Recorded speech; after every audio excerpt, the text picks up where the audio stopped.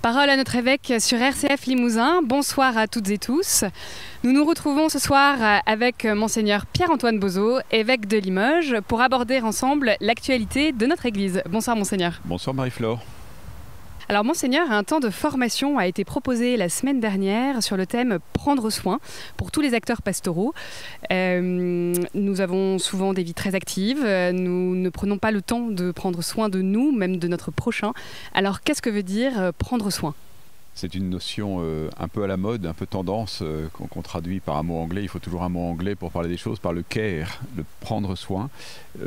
Au fond, cette notion du prendre soin, elle me semble d'abord une exigence évidente de toute vie humaine, et encore plus d'une vie qui se veut une vie évangélique, une vie chrétienne.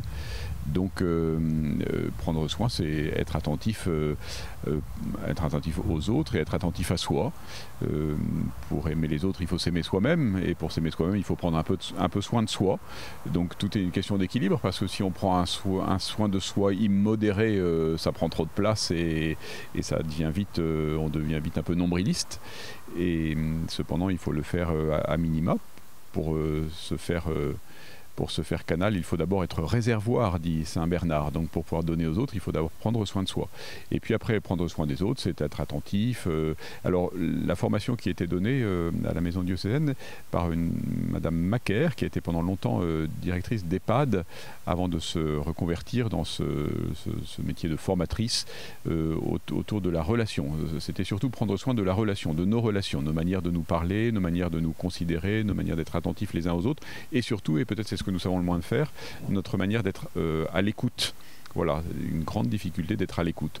Donc cette journée visait à regarder notre manière d'entrer en relation et d'être à l'écoute des autres. Et là, on s'aperçoit que tous, nous avons des progrès à faire. Donc c'est forcément bénéfique pour chacun et pour la vie d'un diocèse en particulier. Cette année, nous vivons le 100e anniversaire des Scouts et des Guides de France. Les SUF fêtent aussi leurs 50 ans et les Scouts d'Europe ne désemplissent pas dans leurs effectifs. En tant qu'évêque accompagnateur de tous les scouts, pouvez-vous nous dire en quoi ces trois mouvements sont porteurs de valeurs pour les jeunes et comment est-ce qu'on peut les aider à grandir dans la joie du Christ ? Alors de fait, à l'occasion de cet anniversaire des Scouts et Guides de France, qui est au fond un peu l'anniversaire de la fondation du scoutisme catholique, dont par des chemins un peu différents, les SUF et les Scouts d'Europe sont issus eux aussi, à travers cet anniversaire, on s'aperçoit qu'il y a une grande actualité de la pédagogie scout, puisque ces mouvements, comme vous l'avez dit, ne désemplissent pas, aucun des trois ne faiblit, alors que les mouvements catholiques de jeunes aujourd'hui sont plutôt en décroissance. Donc c'est à noter comme quelque chose de très positif, que l'on doit, je pense, au génie de la pédagogie de Baden-Powell et de la création du mouvement scout, mais au génie de cette pédagogie retrempée à la sauce chrétienne, on peut dire, par le Père Sevin et tous ceux qui l'ont accompagné. Et donc je pense qu'il y a une grande actualité de cette pédagogie du scoutisme, d'abord parce qu'elle insiste beaucoup sur le rapport à la nature, et que c'est un thème porteur en ce moment, parce qu'elle insiste sur la camaraderie, l'amitié, la fraternité, et qu'il y a besoin de le développer dans une société très individualiste, et on s'aperçoit que c'est source de joie.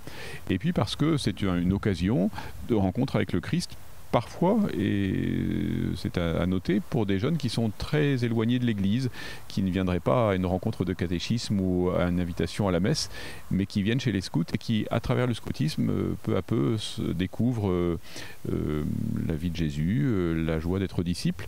J'ai eu, il y a peu de temps, la joie de confirmer des Scouts et Guides de France.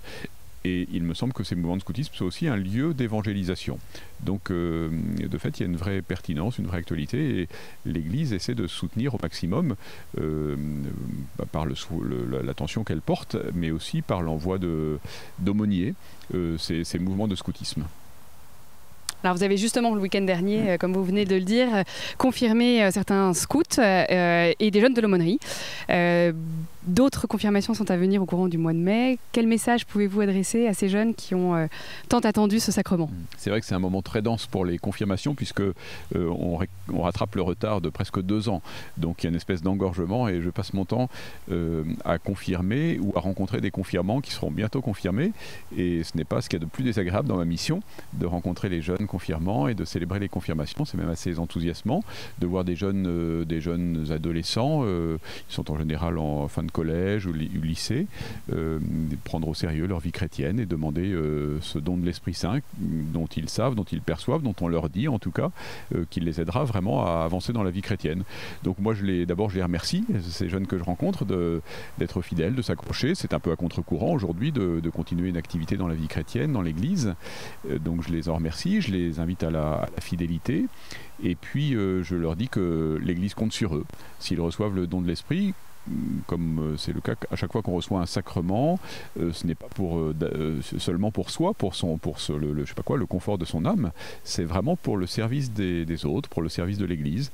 Donc le message que j'essaie de leur donner, c'est que l'Église compte sur eux, qu'elle a besoin d'eux, elle a besoin de leur créativité. De temps en temps, ils me demandent mais qu'est-ce qu'il faudra qu'on fasse? Alors il faudra qu'ils soient des saints, il faudra qu'ils vivent leur vie chrétienne sérieusement, mais je ne sais pas exactement ce qu'il faudra qu'ils fassent parce que ils sauront, eux, s'adapter à la génération qu'ils côtoient, trouver les mots pour leur parler, et non seulement les mots, mais aussi les activités peut-être qui conviendront. Donc je suis très confiant sur la capacité créative des plus jeunes pour évangéliser les plus jeunes.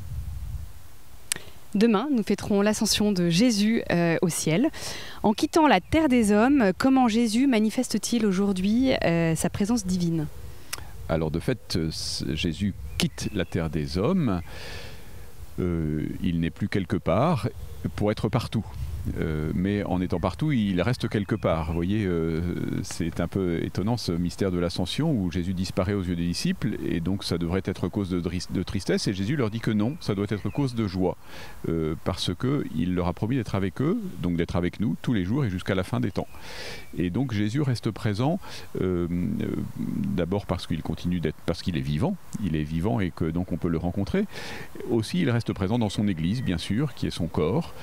Saint Léon, un grand pape de l'Antiquité, disait que ce qui était dans une homélie pour le jour de l'Ascension, justement, disait que ce qui était présent dans notre Rédempteur est passé dans ses mystères, c'est-à-dire dans les sacrements. Donc ce qui était présent en Jésus est passé dans les sacrements. Et donc la manière dont Jésus continue d'être présent aujourd'hui à notre vie, à notre monde, c'est d'abord le don des sacrements. Mais on peut dire que l'Église aussi est le sacrement, c'est-à-dire le signe et le don de la présence de Dieu et du Christ pour nous. Donc il continue d'être présent dans l'Église et puis il continue d'être présent dans le cœur de tous ceux qui se tournent vers lui.